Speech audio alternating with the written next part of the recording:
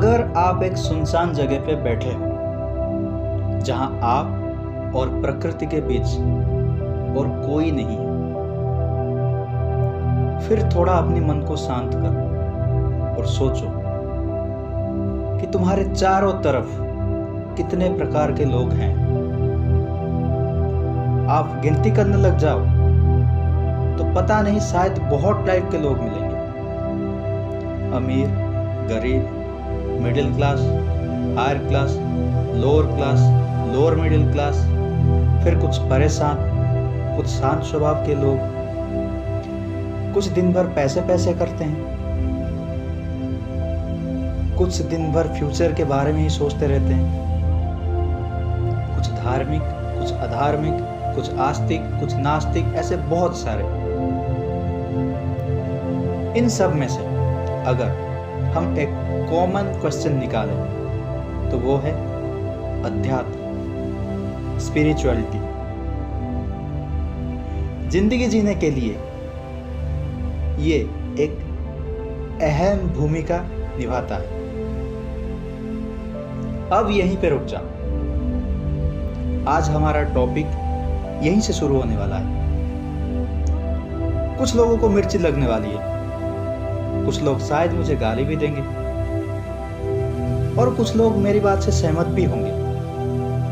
अब देखने वाले देखेंगे, सुनने वाले सुनेंगे और नहीं सुनने वाले, उनका पता नहीं। वास्तव में अध्यात्म क्या है? इंसान अध्यात्म को एक रिफ्रेशिंग टेक्निक समझ रहा है। कुछ सोचते हैं जो जितना मान्यता, परंपरा और रीति रिवाजों को मानता है वो उतना ही आध्यात्मिक है। कुछ लोग ये समझते हैं कि हमें किसी से लेना देना नहीं है, हम सिर्फ अपने आप के बारे में ही सोचते हैं। कोई कोई ये भी सोचता है सुबह 4 बजे उठकर अपना काम काज खत्म करके आधा या 1 घंटा मेडिटेशन में बैठ जाते हैं, फिर उसके बाद ऑफिस, फिर घर, फिर हंसता खिलता परिवार, उसमें बोर हो जाते हैं या फिर कुछ टेंशन या फिर डिप्रेशन आ जाता है तो एनर्जी गेन करने के लिए फिर मेडिटेशन, योगा, इसी को अध्यात्म समझ रहे हैं। कोई कोई हफ्ते में 1-2 बार दान, धर्म, ब्राह्मण भोजन, भजन कीर्तन, ये सब करा दिया तो अपने आप को धार्मिक और आध्यात्मिक समझने लग जाते हैं। अब आप जहां भी बैठे हो, थोड़ा अपनी आंखें बंद करो और थोड़ा गहरी सांस लो और महसूस करो, क्या आप ये सब करके सच में आध्यात्मिक बन जाते हो? अगर आपका जवाब हाँ है तो फिर ये बताओ, आपकी बेचैनी क्यों शांत नहीं होता? आप इतने दुखी क्यों हो? आप इतने थके हुए क्यों हो? और अगर आपका जवाब ना है तो फिर आपका अध्यात्म खोखला है। अध्यात्म का अर्थ होता है अपने आप को जानना, अपनी आत्मा तथा चेतना के बारे में जानना, चेतना का विकास करना। पर आजकल हमें खुद के बारे में कम और दूसरों के बारे में ज्यादा पता रहता है। हमने खुद के बारे में कभी जानने की कोशिश ही नहीं की, क्योंकि दुनिया की मान्यताएं, रीति रिवाज, ये सब हम पर थोप दी गई है। दूसरों को देखकर हम अपनी जरूरतों की लिस्ट बनाते हैं। मुझे अच्छा घर चाहिए, मुझे बहुत सारे पैसे चाहिए, अच्छी नौकरी चाहिए, अच्छी पत्नी चाहिए, अच्छी गाड़ी चाहिए, अच्छी परिवार चाहिए, ऐसे बहुत कुछ।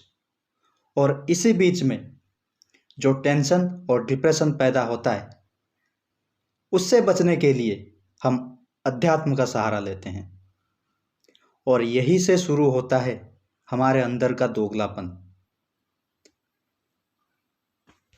हमें ऐशो आराम की जिंदगी भी चाहिए जिसमें हर ख्वाहिशें पूरी हो, और अध्यात्म भी चाहिए जिसमें हम अपना मन को शांत कर सकें। ये कोई पेन किलर थोड़ी है कि थोड़ा डिप्रेशन में हो गए तो थोड़ा आध्यात्मिक बन जाओ तो डिप्रेशन खत्म हो जाएगा। जब हम टीवी में देखते हैं कि कोई जानवर दूसरे जानवर का शिकार करता है तो वहां पर हम बड़ा ही दयावान करुणावान बन जाते हैं, पर यहां रोज कितने बकरे, मुर्गी, मछली सब चबा जाते हैं, उसकी कोई हिसाब नहीं। खाने की प्लेट में मासूम जानवरों का खून हो, हड्डी हो, मांस हो, बट सुबह सुबह हम मेडिटेशन करते हैं ना, इसलिए हम आध्यात्मिक हैं, हम धार्मिक हैं। एक आदमी को हम अगर अपने घर में कुछ काम के लिए बुलाते हैं तो उसे हम 200 से 300 रुपए देते हैं, हालांकि वो पूरा दिन काम करता है। उसी जगह पर अगर हम एक ब्राह्मण को बुलाते हैं किसी पूजा के लिए, वो मुश्किल से मुश्किल 1-2 घंटा पूजा करता है,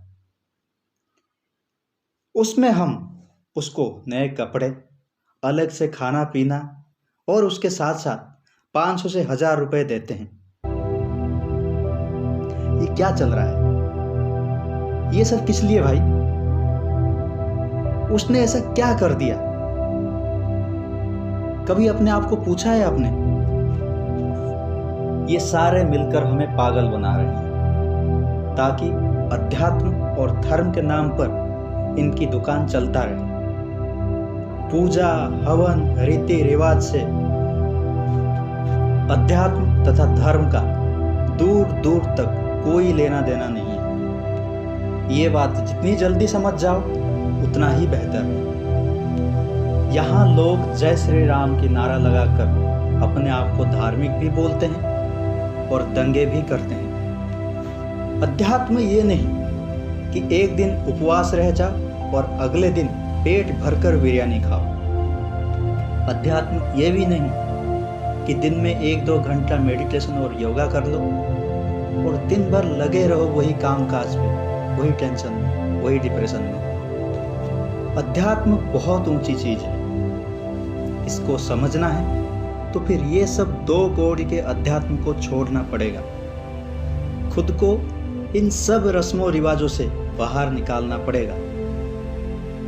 खुद के प्रति ईमानदार होना पड़ेगा। खुद को पहचानना पड़ेगा। दूसरों की बातों को नजरअंदाज करना पड़ेगा। अपने चेतना के विकास के लिए किया जाने वाला हर चीज अध्यात्म है, और ये सब किसी से सुनकर या किसी को देखकर पता नहीं चलेगा। ये सब पता चलेगा आत्मनिरीक्षण से। ये सब पता चलेगा दुनिया को समझकर, प्रकृति को समझकर। और ये सब तभी मुमकिन है जब हम अपने मुनि ऋषियों को अनुसरण करेंगे, अपनी उपनिषदों को पढ़ेंगे। सनातन का सबसे बड़ा अनमोल चीज है हमारे पास, जिसको हम बोलते हैं श्रीमद् भगवत गीता। आजकल इसको भी लेकर बहुत सारे बिजनेस चल रहा है। आखिर इंसान ही है, किसी को नहीं छोड़ता, हर चीज को बिजनेस में लगा देता है। कुछ भी बोलते हैं, पहले ये बोल देते हैं गीता में ये लिखा है, गीता में वो लिखा है, गीता में ऐसे लिखा है, वैसे लिखा है। बस मैं भी आपको ऐसे बोल सकता हूं, पर मैं आपको भटकाना नहीं चाहता। मैं चाहता हूं आप खुद पढ़ो, खुद जानो, खुद इसका अर्थ समझो। किसी से सुनो मत, किसी को भी सुनो मत। दूसरों को फॉलो कर करके, दूसरों को सुन सुनकर तुमने अपना पूरी जिंदगी बर्बाद कर दी। अब वक्त है खुद को सुनने की, खुद को जानने की, खुद को पहचानने की।